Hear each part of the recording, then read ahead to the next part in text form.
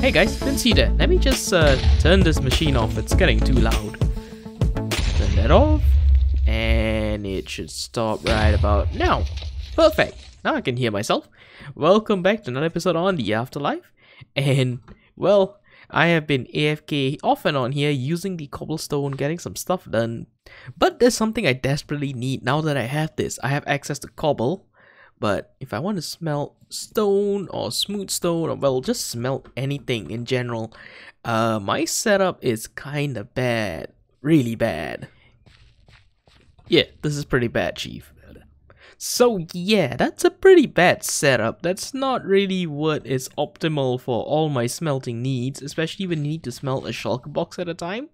So I need to fix that, I really do. So I'm thinking of a huge smelting setup. At first I thought of putting one underneath here, so I'm gonna leave that for later on. Maybe a singular one later, maybe a small one. But I want a big one, a really big one. And with it being big, once I cover that up, because the plan is once I get a villager set up, I can get bricks and I can start covering that up. But for a start, I think I want to be away from there. I want to be somewhere central, somewhere around here, I think.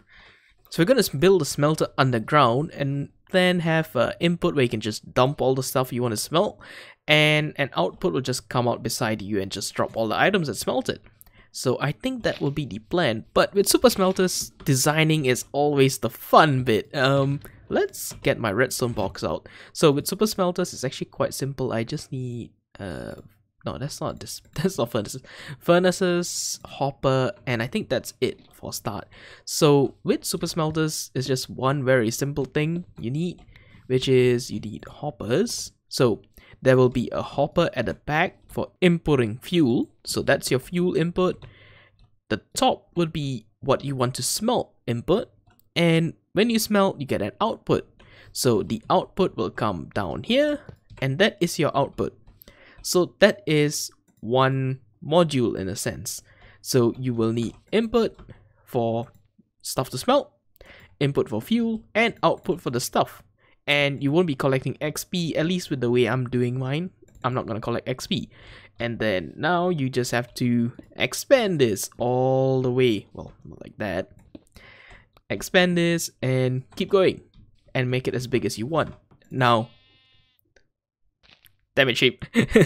Now, we will run into a problem if we decide to go 1000 furnaces long. Well, realistically, you wouldn't really want to go 1000 furnaces. But I like to go around the hundreds range, so somewhere around 2 to 400. That's my sweet spot for smelters. So I am thinking around 300-ish smelters, and I wanted to run off minecarts. So I built one a long while before, and that was a pretty sweet setup that used 6 stacks of furnaces. And that is this monstrosity. So there's double stacked minecarts over here. There's 16, I think 16 minecarts in each one. And then there's 1, 2, 3, 4, 5, 6 rows of 64 long furnaces. And that was insane, using water streams to actually put the fuel, minecarts to distribute the actual items to smelt. And yeah, this thing was not fun to fuel up, because I had a complex system of using bamboo duplicators. Sorry, not duplicators, but bamboo zero ticks. And that was not fun to get set up, and especially when zero tick was removed, this was made redundant because there was no way I could produce enough fuel to actually make this work. So it was overkill as well. So I wanted to design something that made a little bit more sense. And that brings us to Smelter Setup version 2. So I won't be using this actual setup, but I'll be using some aspects of this because I was quite happy with it. Also, bamboo farm that I'll be using is actually made by Eagle Eye 21, if I recall. But yes, this is a really good replacement for zero tick bamboo. It actually uses fuel this time, not fuel, bone meal to bone meal the bamboo so that you can create bamboo. So that's what I'm going to be using instead of actually growing a huge bamboo field. So this is more compact. Downside is bone meal. We need a lot of bone meal. Some aspects of this that I like is we have a central line which we dump everything in to be smelted. That line will go, distribute it into the minecarts, and then distribute it into the line of furnaces. So there is some aspects of this I need to tweak, but we will work on that, and this is gonna be a maybe 2 episode long process. I'm not gonna do everything in one episode, but we'll do part of it because there's a lot of digging I need to get done, and that's gonna be done off camera. Alright, so I did some digging off camera while I was showing you guys the other stuff on my creative world, but we have two modules here for the Smelter setup I'll be going with. So you might recognize the design. It's similar to what Tech did on the Hermitcraft server. I don't know if this is exactly what he did, but I do think it's a similar method where you have a central minecart running down and there are minecarts collecting the items on the left and right. So what will be happening is I'll have an input and output somewhere over here. So plan is to have some building over here where the portal is and where you got storage and smelting. So what will happen is you input the items, a minecart will roll down this central line, and as it rolls down that central line, this fence gate will be holding a minecart. So as the minecart here goes forward, this minecart at the bottom will pick up 5 items, and so will the one on this side. And as the minecart comes back, it'll have 10 items, and that will send a signal to release the fence gates. The minecarts will roll, there are 10 furnaces, and that will start the smelting. So that is the plan. There will be 32 rows, I think. Yeah, 32 rows, so 16 long. Wait, is that right? It's 32 long, and there will be 32 rows of furnaces. So that's a lot of smelting. So it's basically able to smelt an entire inventory of a hopper minecart in one go. And once it smelts, it'll drop it. I'm not sure if I'm going to drop it here or here, but either way there will be a lane of water streams where it drops it all down and then brings it up to the player. So that's something I need to plan. I don't have this fully designed. I just have the rough mechanics of the main chain going down and then this guys. Also, I do have chests over here. Reason is there will be bamboo stored in here. There will be another minecart running above this. Let's see, do I have hoppers? No. Let's grab the hoppers.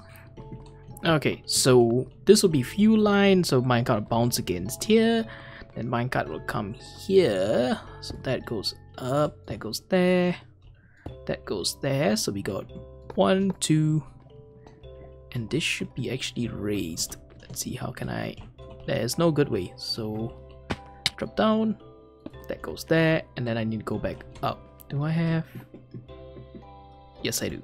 Alright, let's go put that there. Alright, so that goes there. Break this. Is that right? Yes, there's a 1 block gap here. Chest here. So minecart will be sitting there, so that would be the fuel. Basically, I want a ton of redundancy for fuel since I'm using bamboo for fuel. So bamboo goes through like crazy. So there's basically a single chest of backup down here, so even if this is not running to fill this up constantly like the minecart here, there is enough backup down here to supply for whatever I need to smelt. And then this will be just redundancy, so I don't have to keep running that running the bamboo generator, the one by Eagle Eye, so that will save me some lag, so I'm not lagging out the server or anything, generating a ton of stuff in one go. Because I'll be smelting and then generating bamboo. I kind of not want to do that. So let's put this up here. Not repeater yet. So fence gate. Sorry, fence gate. This goes up 1 more. That goes there. And then I will have redstone dust. Redstone dust. And where's the repeater? There we go, repeater. So that's basically a module, and then I have to repeat this all the way to the end, and then same thing on that side. So then I need to figure out the actual thing for creating fuel. So I'm thinking I'll just make 1 fuel generator like down there and 1 down there that will pipe up into a water elevator and comes here, goes into a water stream and just goes all along this edge. I think that would be the best. And then same thing over that side. So 2 generators, 1 on each side. Not planning to make it too big, but with all of this, with the bamboo generator, I need a ton of bone meal.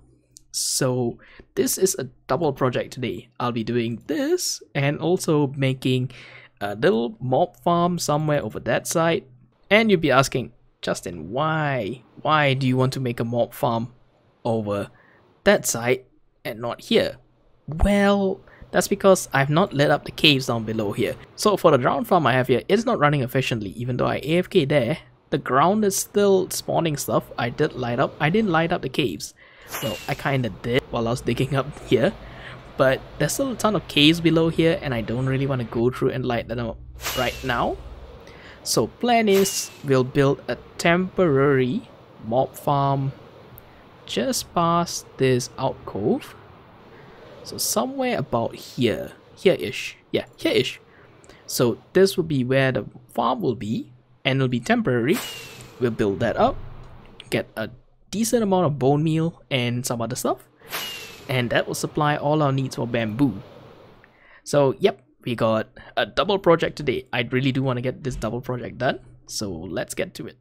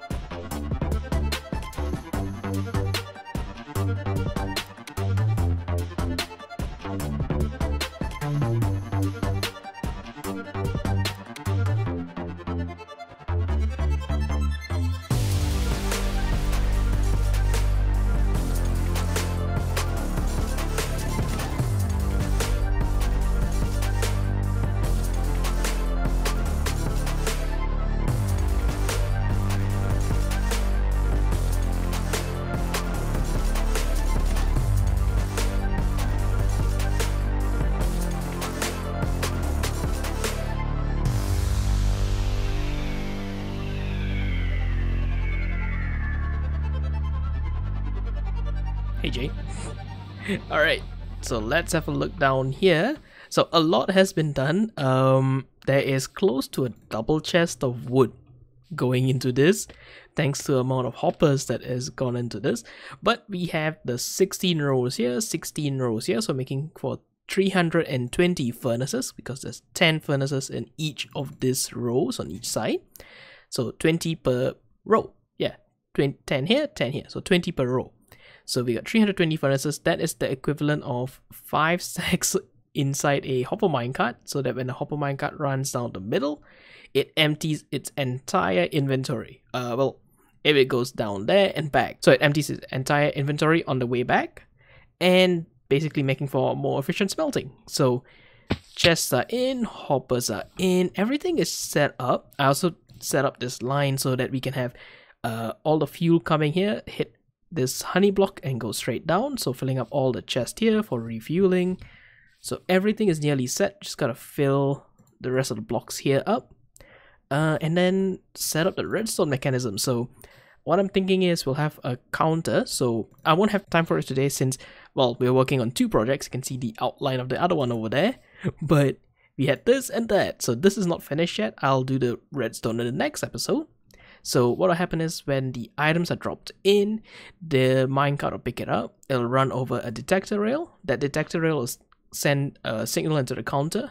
So in that counter, when the minecart first passes it, it adds 1.